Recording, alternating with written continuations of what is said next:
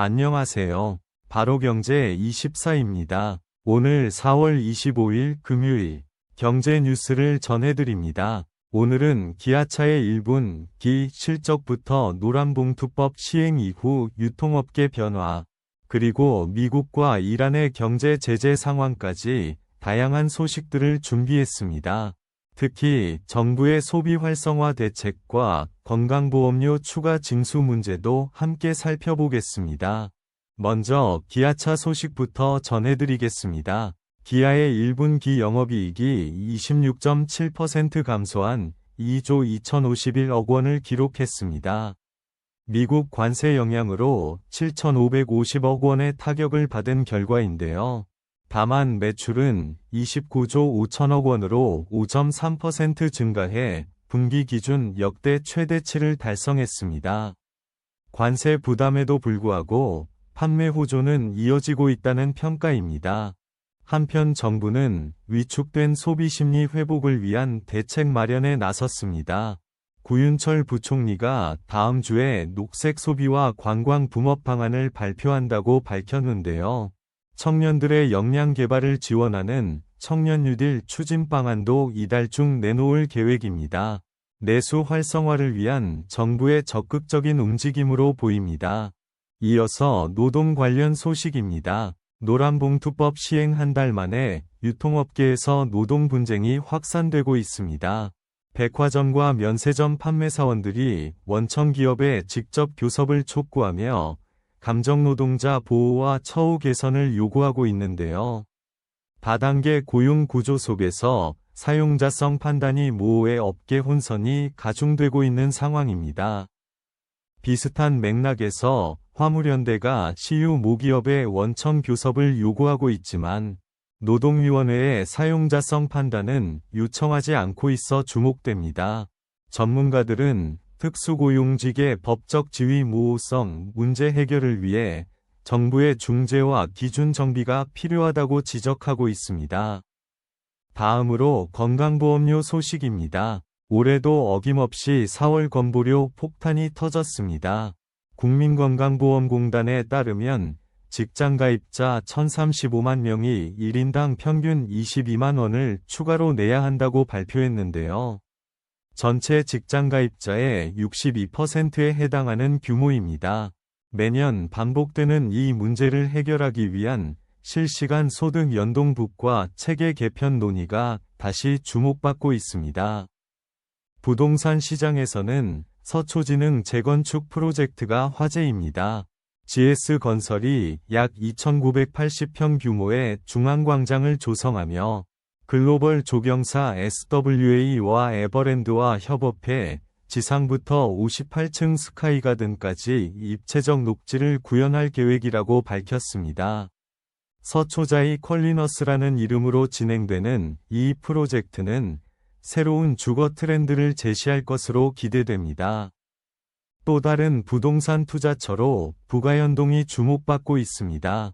광화문과 시청 등 중심 업무지구 접근성이 뛰어나고 지하철 2호선 연결성도 좋은 이 지역은 현재 재개발이 진행 중인 과도기적 상황인데요. 이미 프리미엄이 완성된 지역보다 향후 가치 재평가 여지가 크다는 평가를 받고 있습니다. 반면 청약시장에서는 당첨자들의 고민이 깊어지고 있습니다. 25평에 20억 원대 분양가로 인해 청약 당첨에도 한숨이 나오는 상황인데요. 분양가 규제 강화로 과거의 선당후금 전략이 더 이상 통하지 않게 되면서 당첨자들이 계약금과 대출 마련에 어려움을 겪고 있습니다. 금융업계에서는 KB금융그룹이 사회적 가치 창출 성과를 발표했습니다. 1분기에 포용금융과 사회공헌 활동을 통해 총 8,286억 원의 사회적 가치를 창출했다고 밝혔는데요. 청년과 중소기업, 지역발전 분야에서 3,481억 원, 국민생활안전 분야에서 490억 원의 성과를 거뒀습니다. ESG 경영활동의 구체적인 성과로 평가됩니다. 엔터테인먼트 업계에서는 방시혁 하이브 위장이 구속을 면했습니다. IPO 전 투자자들을 속여 지분을 판 혐의로 구속영장이 신청됐지만 반려됐고 검찰이 보완 수사를 요구한 상황입니다. 약 2,600억 원대 부당이익을 챙긴 혐의를 받는 가운데 누리꾼들은 법 집행의 형평성 문제를 제기하고 있습니다. 해외 소식으로는 일론 머스크의 스페이스X가 주목받고 있습니다.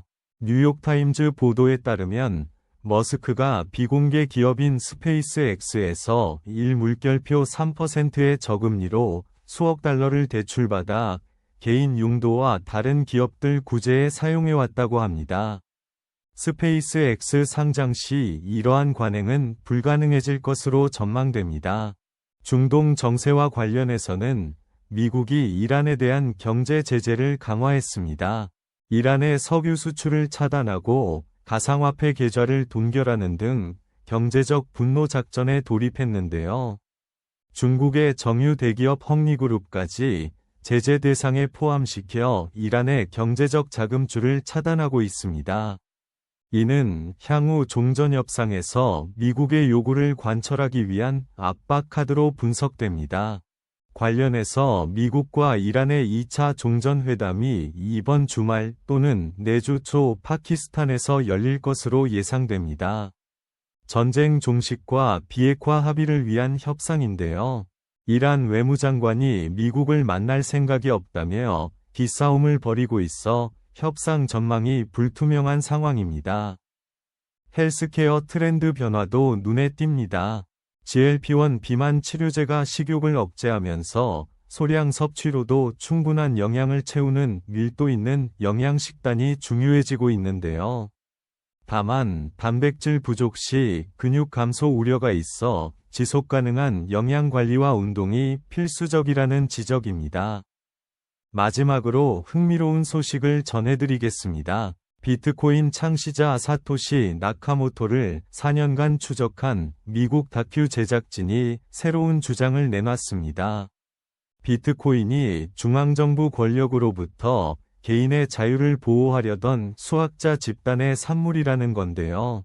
사토시가 거대한 재산에도 침묵을 유지하는 것은 자유지상주의자로서의 철학을 지키려는 의지로 해석됩니다. 오늘은 기아차 실적부터 정부 정책, 노동 이슈, 그리고 국제 정세까지 다양한 경제 소식을 살펴봤습니다. 특히 내수 활성화를 위한 정부 대책과 노란봉투법 시행 이후의 노동 환경 변화가 주목할 만합니다. 더 자세한 경제 뉴스는 바로경제24에서 계속 확인하실 수 있습니다. 구독과 좋아요로 응원해 주시고 내일도 유익한 경제 소식으로 찾아뵙겠습니다. 감사합니다.